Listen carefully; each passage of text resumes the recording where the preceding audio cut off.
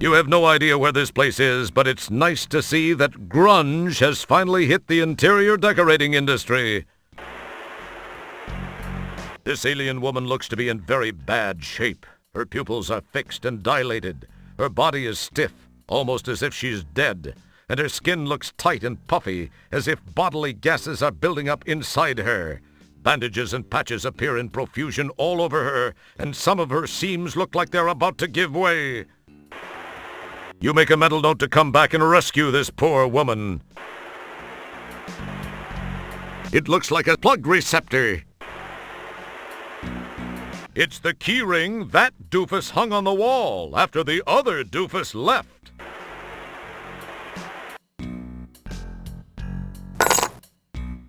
Hey, what the fu...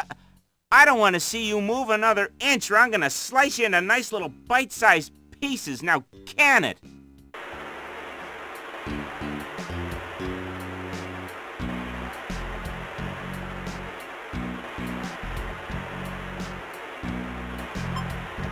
You are now a proud nail owner.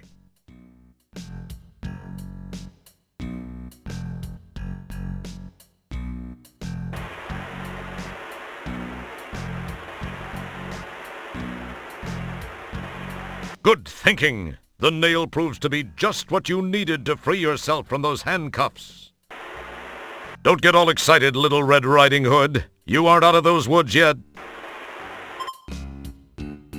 Due to the planetary location of this unit, it can't keep a steady picture for very long. And as is universally known, the local cable company will get around to fixing it at their convenience.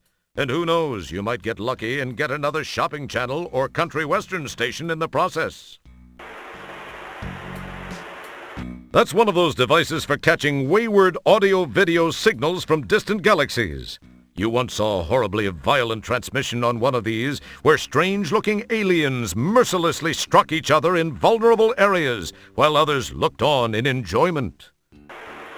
It was called America's Funniest Home Videos, or something like that. That wouldn't prove fulfilling.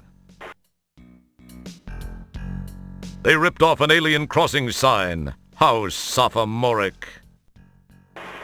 A beautiful thick shag carpet of Pelvis Brailsford, the rock and roll programming sensation, adorns the east wall of this grungy apartment.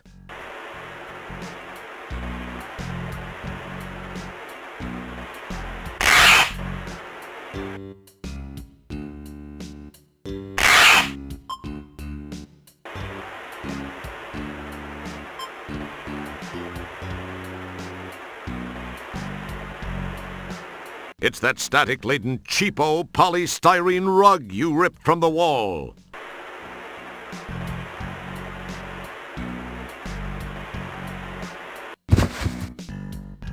You carefully lay the rug on the floor. Even though you were never known for your interior decorating talents, you feel very satisfied with the location you have chosen.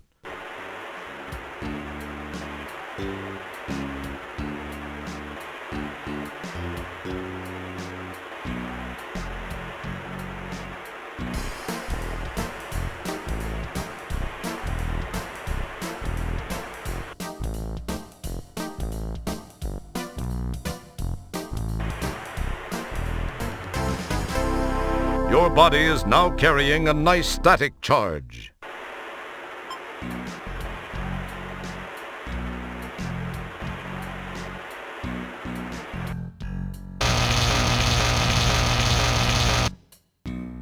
Wow, the static energy you built up discharged, frying Lard Boy's circuitry.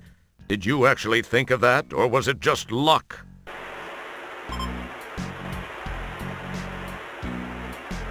This little unit is a portable dehumidifier. When you're a guy like Singent, who sweats like a bicranial crud snorter, you need one of these things going all the time. You don't see any way of turning the dehumidifier off. How groovy! They've got a neon sign for Spore beer. Spore yourself a tall, frosty one.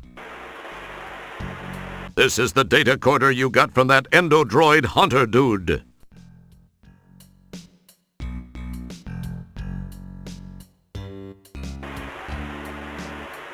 Surprisingly, it's a pile of books. Who'd have thought these guys could read? Surprisingly, This optical disc-based multimedia entertainment system has a slew of powerful graphics and audio coprocessors, a unique flexible architecture, is extremely high-priced, and plays a half-dozen really bad arcade games. It's called a 3DOA. Just watch that McPherson strut. It's the popular pin-up alien Krill McPherson, the one that poses all over Time Pods in Space Piston magazine. Just watch that McPherson strut. Teddy Schmuckspin, a popular children's toy, sits on the floor. If you weren't a popular child, you didn't get one. This poster is from that new graphic novel series about the sewer worker who doubles as a psychic investigator. You think it's called Gabriel Norton. It's Kathy Meyerland, an attractive model with gills from one of those stinky swamp-like planets like Modoria, or Slimyon, or Muxalon 4. It's Cindy Crawfish, a beautiful merwoman and spokesmodel from one of those beach-strewn wimpy watery planets like Aquaria, or Oceania, or Wateria. It's a burlesque Maudie. You now possess the Maudie. There seems to be a small pile of CD-ROMs sitting here. Your search through the CDs reveals a bunch of typically boring multimedia magazines. A multimedia phone book. Too bad there aren't any phones around here.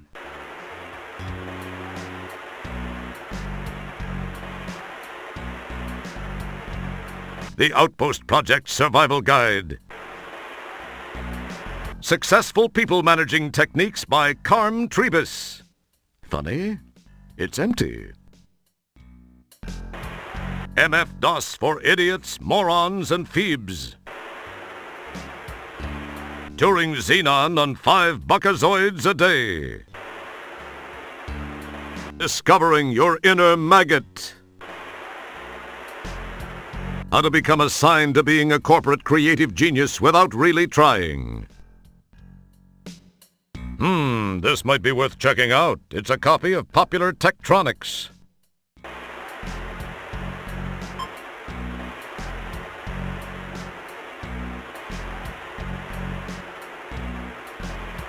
You should have paid attention the first time. This game's budget is way too small to allow me to list all those titles over again.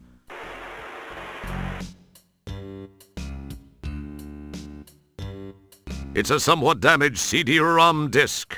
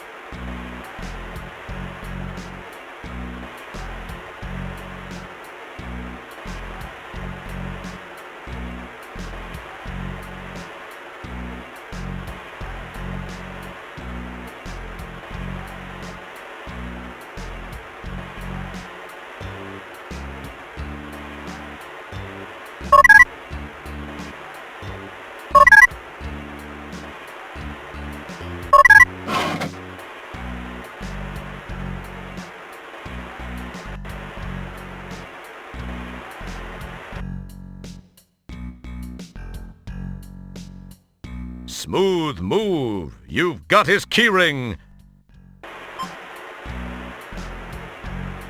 You have no idea where this place is, but it's nice to see that grunge has finally hit the interior decorating industry. This symbol is all the rage among teenagers in the quadrant. None of the adults knows what it means, but it's shorthand for no sign of life.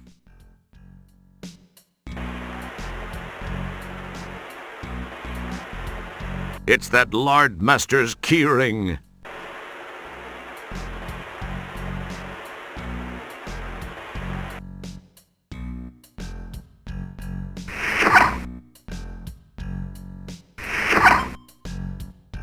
Well, the worm is out of the hole. So, you have to ask yourself, do I feel lucky? Well, do I, punk?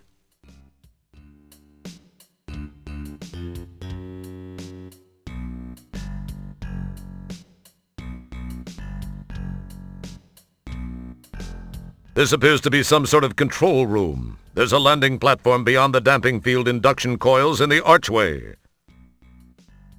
Wow, that's a signed poster of the lead singer for that country western band, Hall & Az. It's just another picture of a heavenly body. This appears to be some sort of control room. A box of MODIs, behavioral modification Eurocircuit chips, lies under the desk. You poke and prod amongst the MODIs until you find a MODI labeled churlish. Being intrigued by the word, you glom it.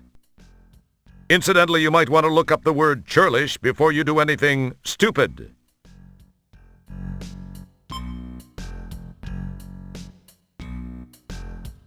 You rummage around in the box to look for something useful, but all you find is an almost complete set of line dancing in 0G daddies. Only Volume 2, the Achy Breaky, appears to be missing. You poke around and look for something useful, but since you're not exactly Mr. Subspace Neurotransmitter Repair Guy, none of it appeals to you.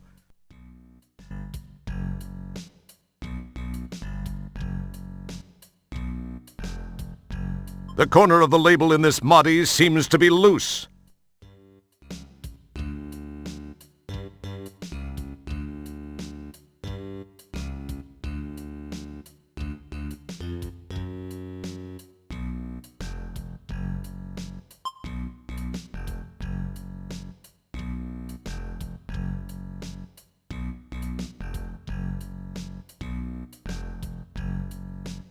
It looks vaguely like your hiney after it's been chewed out by your boss.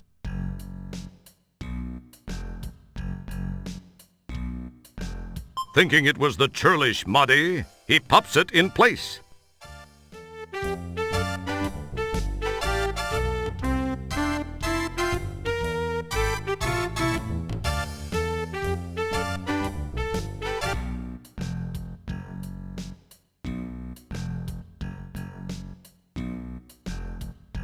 This appears to be some sort of control room. There's a landing platform beyond the damping field induction coils in the archway. What can be said that isn't painfully obvious?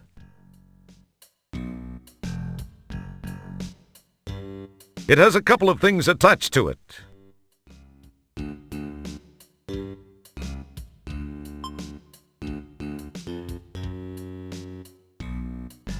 Another one of those formerly trendy bolt discharge lamps sits on the console top.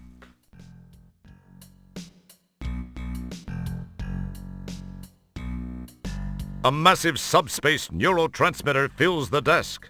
Amplified by brainwave patterns, neurotransmissions are not affected by local damping fields. But you already knew that, right? This controller controls the controls on the subspace neurotransmitter.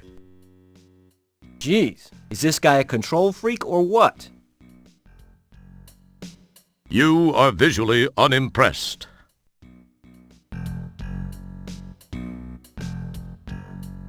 It's Nigel's belt, complete with a damping field actuator and a nifty personal grooming assistant.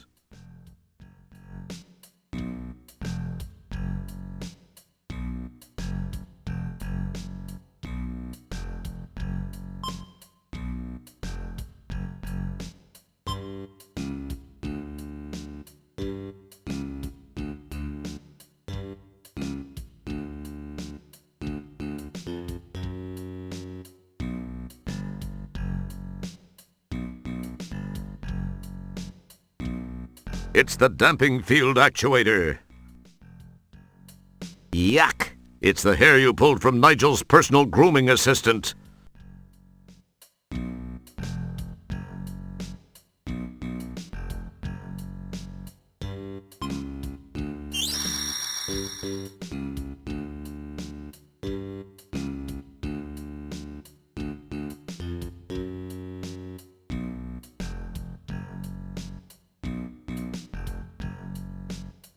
This appears to be a damping field controller unit. At least it looks like most of the other damping field controller units you've ever seen, and you've seen quite a few.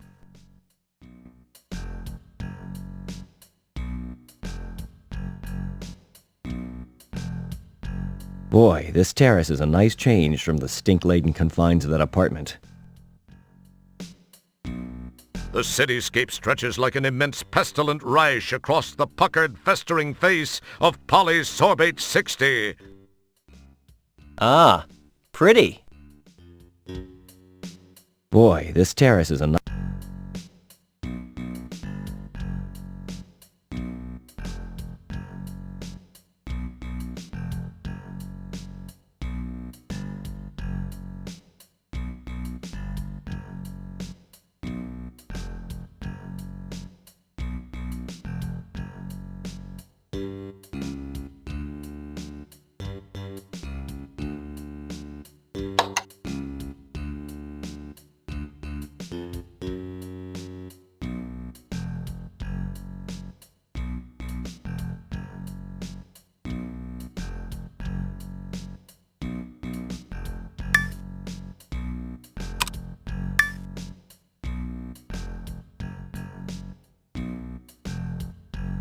Didn't that sound...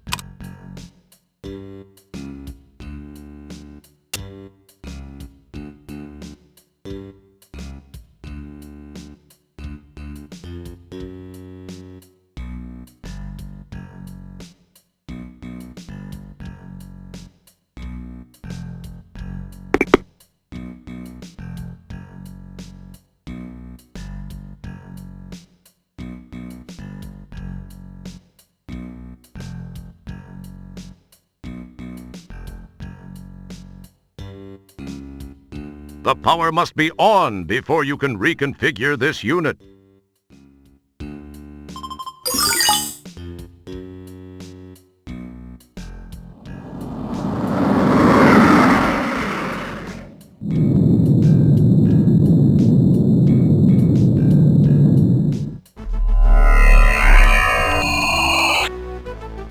Hey! Here's your fish!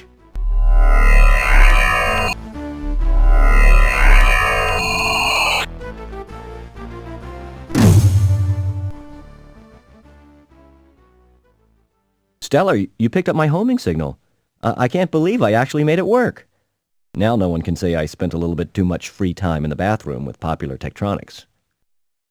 Popular Tektronix? Who are you trying to kid? I know what you were reading in there. What was that voice, Roger? I thought I heard something. Pay no attention, Stellar. It was probably just a mechanical flatulence from the ship. Anyway, we received a transmission from a nearby StarCon communications monitoring platform. They told us of some unusual signal originating from the area of polysorbate 60. We dialed it in, scanned the coordinates, and found you. So what are you doing in this sector, Stellar? I thought you were stationed on the SCS Heinz 57. I am. I had some leave accumulated and decided to take it. This is kind of embarrassing for me. I actually came to see you. I've been thinking about you a lot lately, and I was curious about what you'd been up to, so I decided to visit. And when I arrived here, I found you had just left for shore leave on polysorbate. I decided to follow you down and try and catch up with you. When I got to that dump of an inn and found you'd been kidnapped by those thugs, I searched around but could find no trace of where they'd taken you. That certainly is a strange place. I decided to beam back up to the deep ship and try to locate you through your transport communicator signal. When I'd returned, I found you'd left it up here on the ship. I didn't know what to do then until that call came through from the StarCon installation. You're a lucky man, Wilco. Yeah. I guess I am. If you hadn't gotten there when you did, I'd probably be a victim of some serious cement poisoning after those geeks chucked me off that balcony. Terrace. What? Well, actually, it was a terrace. Whatever. Thanks, Stellar. I sure owe you a big one. I'd sure like to collect that sometime. But let's talk about you and me. Perhaps I could take you to dinner sometime soon. I'd like that, Stellar. I'd like that a lot. The thing is that I kind of have a relationship with another, and I wouldn't feel very comfortable about that. I mean, it wouldn't be fair to her. You understand? Not to mention the fact I'd be wearing my sphincter for a necklace if Beatrice ever found out. I hope you do understand, Stellar. I like you. I think I even more than like you. I don't know where I got this inordinate sense of loyalty toward Beatrice. I believe the word that explains that is fear. Pound sand, pal. Please know that were the situation any different, I'd be making that date with you right now. Oh, I see. Friends, co-workers, buddies. That's all this is gonna be. I guess I knew it somewhere inside. I just didn't want to believe it. I guess I admire your trueness of heart, however misplaced. But I feel much more inclined to damn you for it. I know that's selfish, but it's how I feel. I must admit it shows something more about you, more depth of character than I gave you credit for, Wilco. Well, I'm patient if you ever have a change of heart.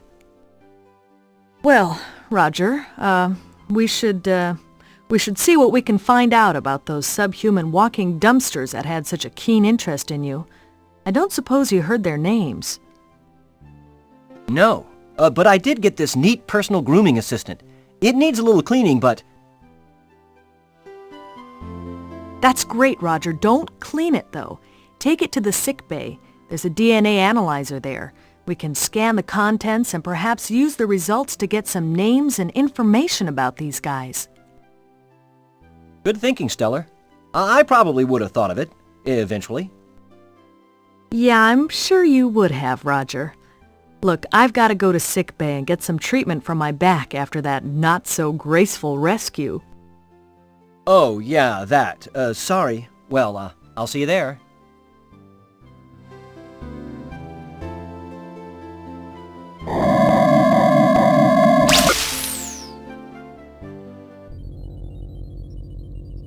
Commander, I am receiving a message from StarCon. Computer on screen. Hello, Commander Kilbasa. I have a new directive for Deep Ship 86. This is actually a special request from me, Commander. As you may know, I served with Admiral Bluntfang during the Fallopian campaign. Admiral Bluntfang's widow is involved in building an off-world retirement community. They are almost finished, but have requested assistance from Deep Ship 86. Commander, please extend her every courtesy. You know, if things go well, this would not look too bad in your personnel file. I will let Sharpay, the Admiral's widow, explain further. Hello, Commander Kilbasa. As Admiral Toolman mentioned, we have almost completed our project here, but could use Starcon assistance. To be honest, Commander, I pulled a few strings, but this is an important mission, I assure you. Since you are scheduled to be present for the dedication of the Golden Light Year's Retirement Center anyway, I hoped you might alter your travel plans to accommodate an earlier arrival. From the information provided me by my old friend, the Admiral, you would be able to warp here within a few hours. I require some assistance from your ship, as well as one of your crew members. Allow me to explain.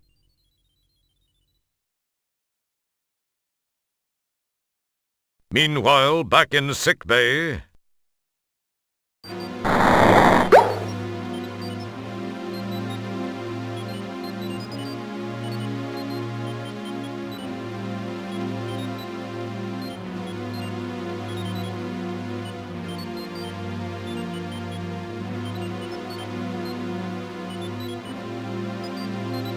This is a DNA sequencer. During a starship's travels, many different organisms and artifacts are discovered, and a DNA sequencer can come in quite handy in analyzing them.